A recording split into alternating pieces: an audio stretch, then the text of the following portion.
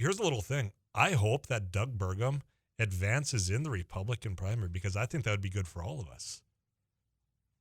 Were you sitting down for that? I hope Doug Burgum does a good job in the Republican primary.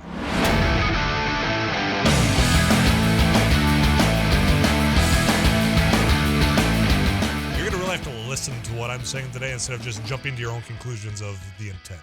So I'm going to say some things that you're going to be like, there you go, and it's not really going to be what I'm going for. But this is going to be a perfect example. Tyler, I don't understand you and Joel. It seems like you're making a huge joke out of Burgum running for president when he's representing the state of North Dakota. I guess you guys fix it funny that he tried to run for president.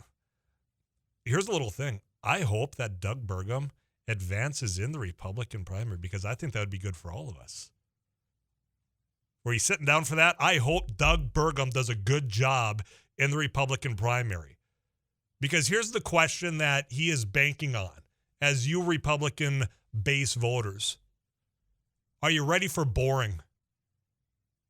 Are you ready for the boring is what Doug Burgum's banking on? Instead of having the sound bites of, throwing rocks at your fellow Republican candidates, taking all the cheap shots at Chris Christie's weight, as though I'm sure he hasn't heard those before. But that's what Donald Trump's campaign is doing. I mean, Don Jr. was quick to go about basically having Chris Christie, Krispy Kremes matched up. If you want that, Doug Burgum's not going to be your guy, but he's banking on a base that I don't know is there right now in that Republican Party of wanting that boring. And that might sound like a cheap shot to you, but I do not mean it that way. I mean that Doug Burgum wants to get back to talking about basic policy stuff, the stuff that's not real sexy for, anything outside of sitting around a table and actually visiting with somebody that's a lobbyist or an executive head. Are you? Because I got a lot of Republicans listening to me right now, and you're thinking, you know what, this is a big day for North Dakota, and you're not wrong if the national media is, in fact, still following it. I think Mike Pence sucked a lot of the oxygen out of that room because, you know what, he was starting to throw some shade finally at Donald Trump, the guy that basically told the mob to go hang him. Or at least that's what they heard and started chanting. So that's going to take a lot of national attention. Well, are you ready for a boring Republican candidate? And I mean that in an endearing way.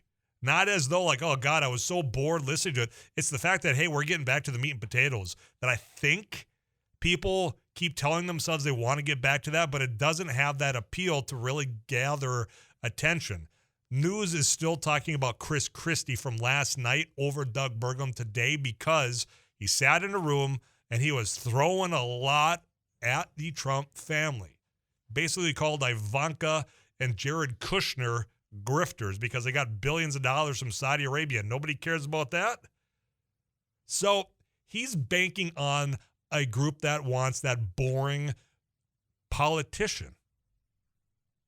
Are you there? From that lectern or from any of the speeches or anything like that, it was the fact that there was some national media there. And to my left was CNN, to my left was ABC. And visiting with the individual from ABC who was there, made the comment that this was, and I'm trying to remember exactly how he worded it here, but that it was nothing like what we've seen in the last 7 years of a Republican candidate, is what he heard from Doug Burgum. Now, I take that as a compliment.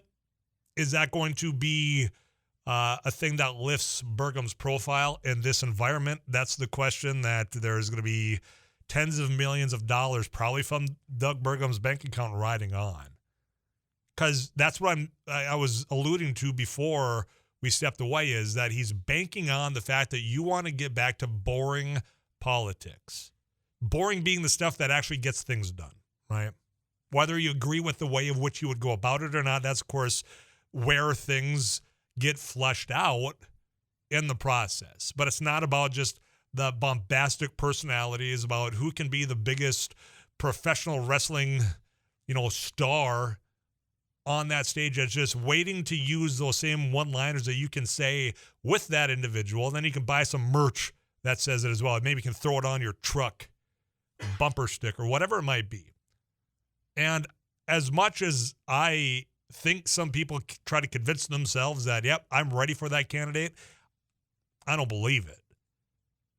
We all talk about, God, we just wish they would stop being negative, that we would have something. What are you going to do with the job is what I get into this text club over and over. But you know what? Negativity works. It does.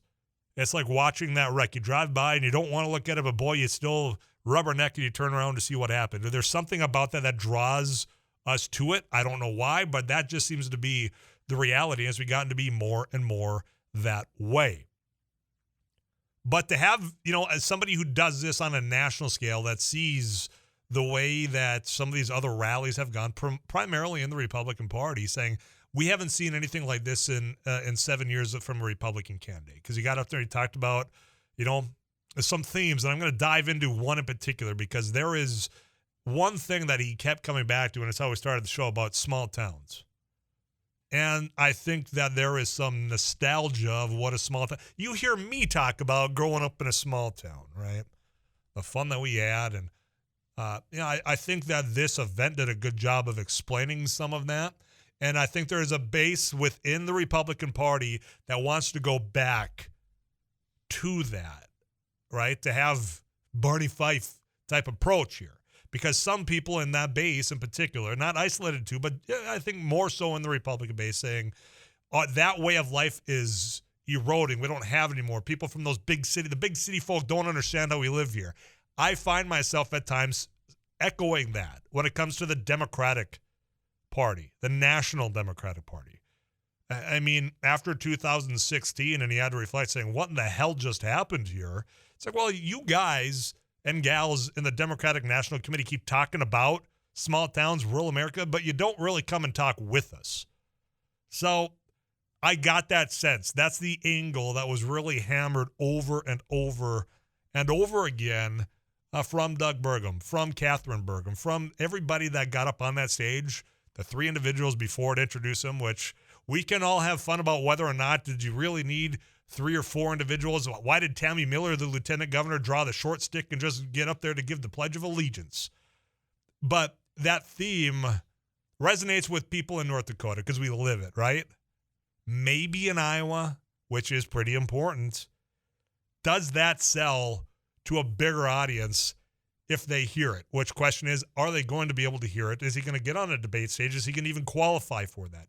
Did today raise that profile of Doug Burgum, governor of North Dakota, enough when you've got people still talking about Chris Christie from the night before?